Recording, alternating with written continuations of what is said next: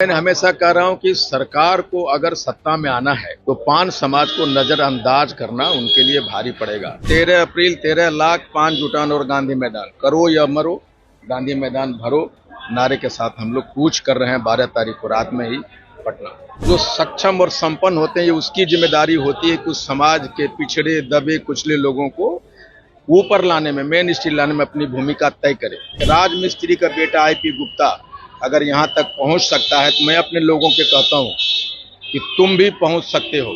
और वो कॉन्फिडेंस और वो विश्वास एक लंबी सोच का प्रतीक है हेलीकॉप्टर उड़ान। आसमान और धरती के बाद जल आंदोलन करना चाहते हैं। 13 अप्रैल के पहले हम चाहते हैं कि बक्सर से लेके पटना तक ललन सराफ जी का मतलब एक्टिव होना मतलब होता है सीएम साहब का एक्टिव होना। और मैं ललन सराफ साहब को बड़ा धन्यवाद देता हूं दिल से। और बाकी जो लोग उठाया है ना विधानसभा में, वो सिंपैथी जता रहा। आज हेलीकॉप्टर से एक बार फिर से उड़ रहे हैं आईपी गुप्ता, क्या प्लान है?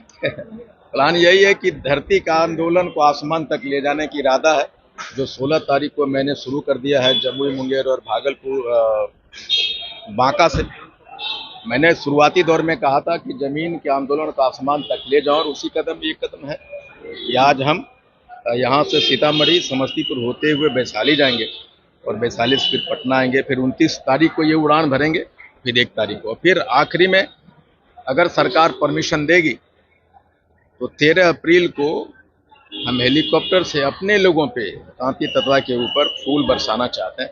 लेकिन देखते हैं सरकार परमिशन देती है कि नहीं देती। 13 अप्रैल को तो आप एक बड़ी रैली भी करने जा रहे हैं? बिल्कुल, मैंने कहा कि 13 अप्रैल 13 लाख पान जुटान और गांधी मैदान करो या मरो, गांधी मैदान भरो नारे के साथ हम लोग कूच कर रहे हैं 12 तारीख को रात में ही पटना।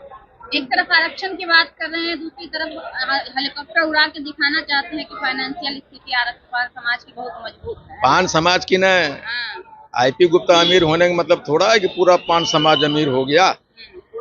लेकिन ये जो अमीर लोगों को, ये विद्वान लोगों को और जो सक्षम और संपन्न होते हैं ये उसकी जिम्मेदारी होती है कि उस समाज के पिछड़े दबे कुचले लोगों को ऊपर लाने में, मेन स्ट्रीम लाने में अपनी भूमिका तय करे।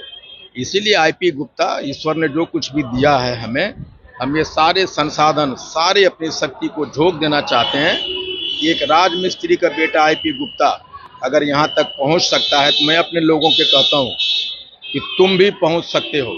और वो कॉन्फिडेंस और वो विश्वास एक लंबी सोच का प्रतीक है हेलीकॉप्टर उड़ान। ये शोबाजी नहीं है। हम अपने लोगों को कह रहे हैं कि भाई तुम भी लंबा सोच सकता है, तुम भी आसमान में छलांग लगा सकते हो। आगे की क्या रणनीति है? आगे रणनीति ये है कि इसके बाद हम आसमान और धरती के बाद जल आंदोलन करना चाहते हैं।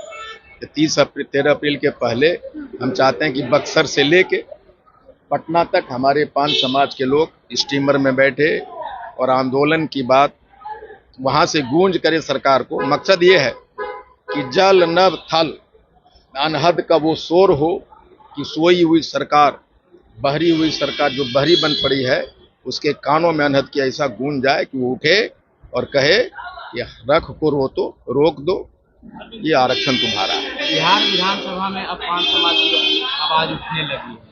आरजेडी, बीजेपी, जेडीयू के भी लोग सदन में उठाने, क्या लगता है लोकसभा में और यह आरक्षण पहले चुनाव से पहले? सरकार, मैंने हमेशा कह रहा हूं कि सरकार को अगर सत्ता में आना है तो पान समाज को नजरअंदाज करना उनके लिए भारी पड़ेगा।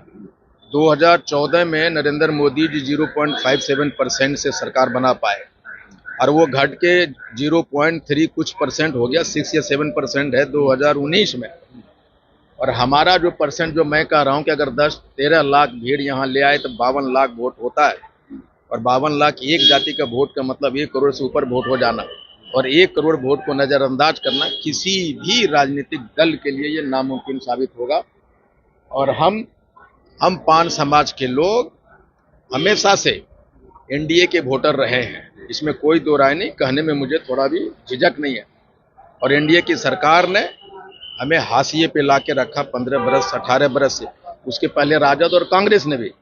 लेकिन अब हमारे लोग की आवाज आप मीडिया के माध्यम से, सोशल मीडिया के माध्यम से दुनिया में पहुंच रहा है कि जो अब हम उनके साथ नहीं है, जो हमारा आरक्षण देगा हम उसके साथ। नाम नहीं ले रहे थे। नहीं यानी कि सब कुछ व्यर्थ में जा रहा है। नहीं, ऐसा कैसे मेहनत पर पानी फेर दिया है। अच्छा, एक बात हम आपको बता दें, विधानसभा में तो उठने लगा मांग, और ललन सराफ जी ने 7 तारीख और 10 तारीख के प्रस्ताव लाए थे कि केंद्र को भेजा जाए।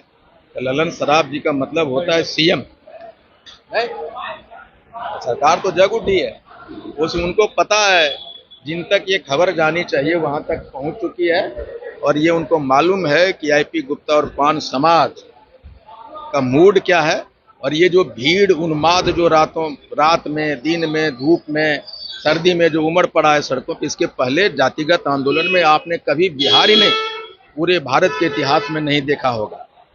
और जब आरक्षण की मांग बड़ी मांग है, इतनी आसानी से कोई वक्तव्य नहीं देना चाहता। जो 78 वर्षों से हताती तत्वा को गुलाम बना के रखा, वो इतनी आसानी से अपनी आवाज को सदन में ला देगा। लेकिन जब साधारण लोग सड़क पे उतरता है तो कविवर दिनकर जी की वो कविता सजीव होती है, सिंहासन खाली करो पान आता है। बिहार में भीड़ जुटाने का ट्रेंड चल रहा है, आप भी भीड़ ही जुटा रहे हैं। कने जुटेल के हो, हमरा बोलो न कने के जुटेल के। स्कूल में रोज गांधी मिलर हाई स्कूल में मैदानों नहीं घर पा रहा, हम पटेल मैदान भर रहे हैं, हम मुजफ्फरपुर में, हम बेगूसराय में, हम जमुई में, भागलपुर में भर रहे हैं न। एक भी हमको बता दीजिए पिछले 10 सालों में कि एक जाति की इतनी बड़ी भीड़ हुई हो।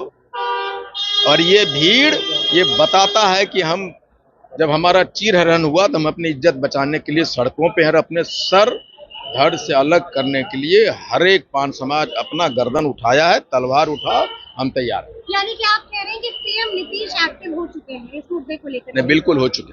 ललन सराफ जी का मतलब एक्टिव होना का मतलब होता है सीएम साहब का एक्टिव होना, और मैं ललन सराफ साहब को बड़ा धन्यवाद देता हूं दिल से। और बाकी जो लोग उठाया है ना विधानसभा में, वो सिंपैथी जता रहा है, जान रहा है कि तत्वा वोट वहां बहुत अधिक है, ये लहर चला है, तो मुझे सहानुभूति नहीं, मुझे आरक्षण चाहिए।